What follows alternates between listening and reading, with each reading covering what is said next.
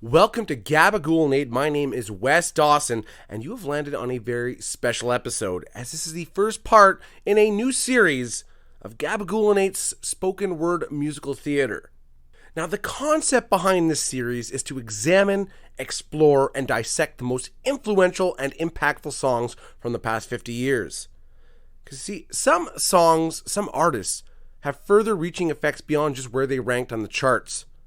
These songs deserve to be honored by performing an in-depth analysis of their lyrical content, the musical composition, as well as the cultural ramifications of their work. So if you're like maybe 0.5% of the population today and you love hair metal bands, this week is your week. Because if I had to list the top three, the top hair metal band coming out of the 80s, it easily would not be Winger. It would maybe be like, I don't know, Motley Crue or something like that. But honestly, no, Winger, the reason I hold them in high regard isn't so much of their body of work, but more so because they had the song Battle Stations on the soundtrack for Bill and Ted's Bogus Journey. So the highlight for this week's episode will be Winger's 17. The song was released in November of 1988 and was written by Beau Hill, Reb Beach, and Kip Winger. Now, the first time I heard this song, I was just listening to a random playlist on YouTube. It came on, and I was like, hey, it's got a pretty cool riff. And then as it went on, I kind of heard the lyrics, and I was like, wait, what the fuck are they singing about? When I sat down to watch the video, it blew my mind, and I think this is something that is worthy of sharing with all of you loyal listeners. Now, normally I would put a small clip of the song just so if anybody recognizes it, they'll have an idea as to what I'm talking about. But of course, YouTube sucks, so I can't do that. So without any further ado, let's get into the lyrics for this song.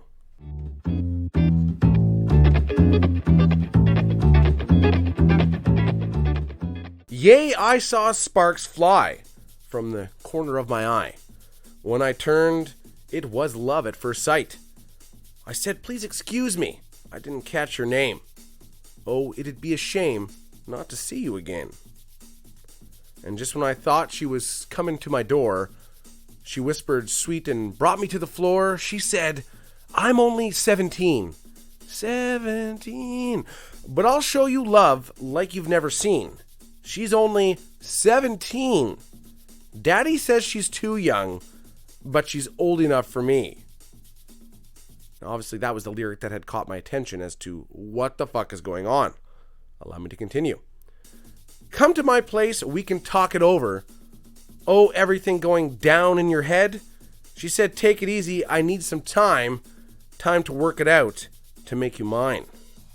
And just when I thought she was coming to my door, she whispered sweet and brought me to the floor. She said, I'm only 17. You ain't seen love, ain't seen nothing like me. She's only 17. Yeah. Yes, such a bad girl, loves to work me overtime. Feels good. Ha! Dancing close to the borderline. She's a magic mountain. She's a leather glove.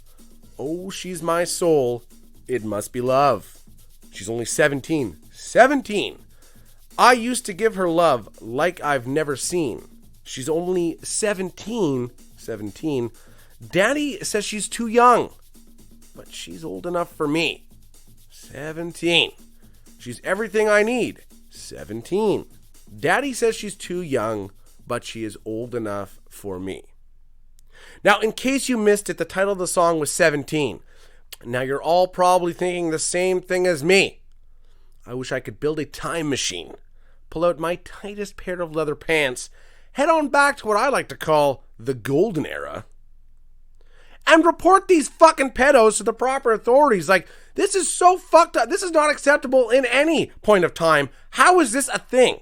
Like, really, adults singing about fucking teenagers. I don't understand how this even became a thing.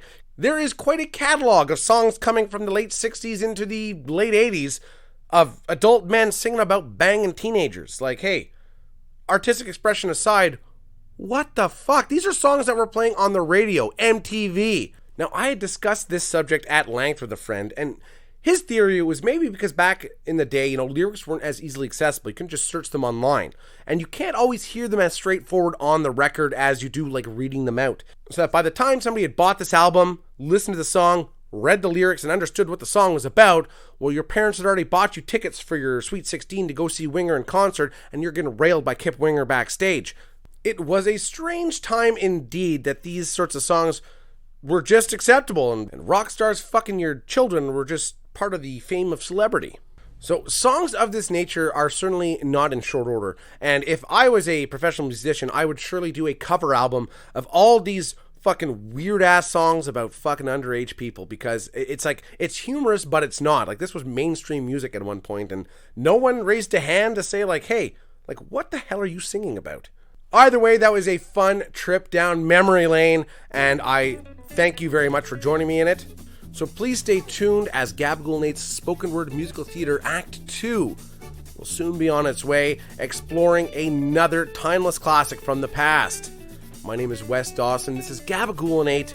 Please listen, like, share, and subscribe.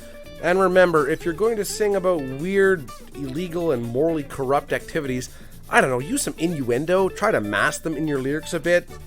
Just a suggestion.